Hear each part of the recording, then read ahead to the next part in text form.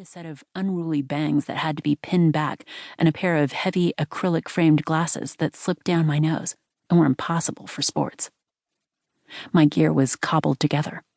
Old sneakers, nylon running shorts splattered with gesso and acrylics, t-shirts from 5Ks I'd done in Portland. All the same clothes I wore in the painting studio. It wasn't about training or speed or strength, the ways a better person might have tried to better themselves. Running was halfway between ritual and impulse for me. A call I felt compelled to answer, no matter how unprepared I was.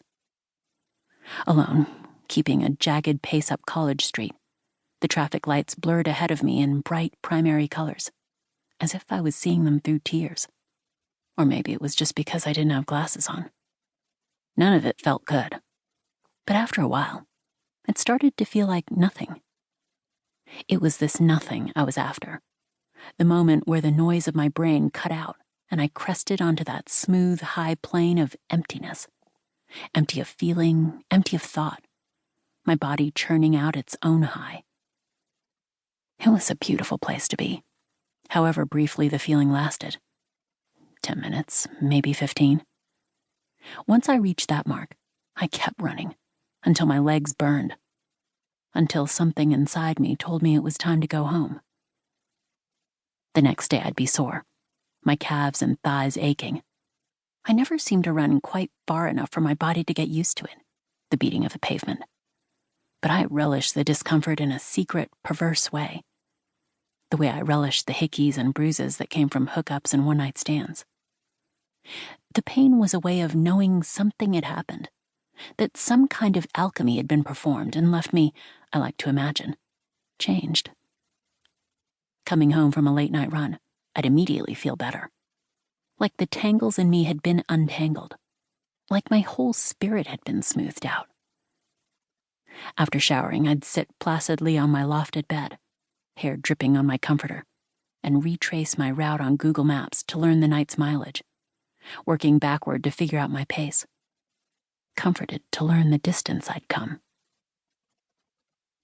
Looking back, I see all those numbers were mere window dressing, stats for me to chew on with the personal competitiveness with which I attacked my academics. My night runs weren't about improving my pace or endurance. They weren't even about athletics.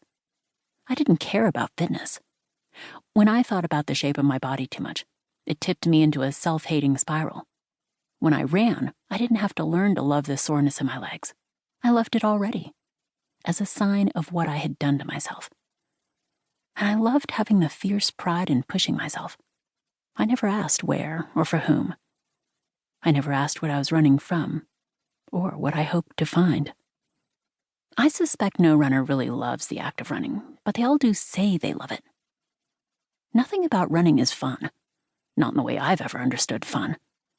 There's the health advantage offered by most exercise, but running is predominantly punishing.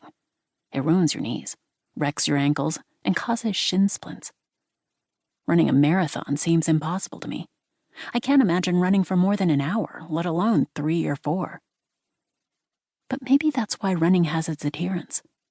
There are those who are drawn to its simplicity, who find beauty in its pure, egalitarian punishment, who even find joy in it. For a while, I thought that was the kind of runner I wanted to be, the happy ascetic. I've always harbored a fantasy of ditching my ordinary life and becoming a Buddhist nun, wishing I could be as true and neat as an arrow. What if, I wondered, I could stop reacting so much to the world, striking out for miles in the dark at the slightest provocation, and instead find peace within it? Become the kind of healthy, well-adjusted person who puts away a 5K before breakfast. Become the kind of healthy, well-adjusted person who eats breakfast.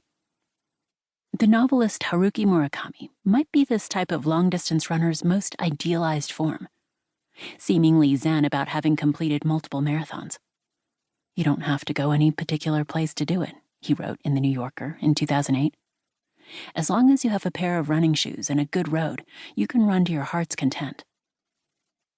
He's the kind of runner that runners like me aspire to be, and so chill about it, as though he's just washed up on the shores of the Isle of Inner Peace.